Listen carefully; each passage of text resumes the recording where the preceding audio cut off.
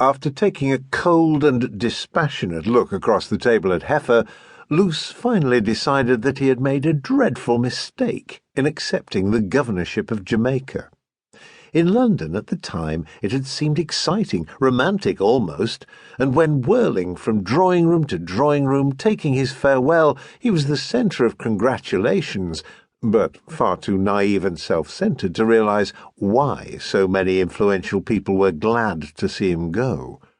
Then, sailing in a special frigate, which was waiting for him at Portsmouth, governors were men of considerable importance. On the long voyage to the tropics, he had pictured the governor's residence in Jamaica as large and airy, high-ceilinged, the walls covered with rich hangings. He understood they liked them in the tropics.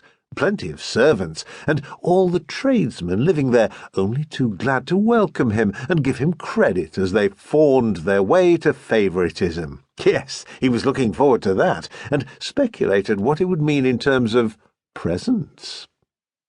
Heifer, with his long sheep-like face, symbolised all of Sir Harold Luce's disappointments. There was no government house.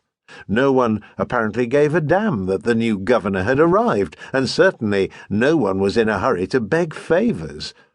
This damned man Heifer, who had occupied the only house of consequence near the harbour, Luce had yet to explore the capital, which was inland, and had immediately been made to surrender it to the new governor, was a typical Puritan.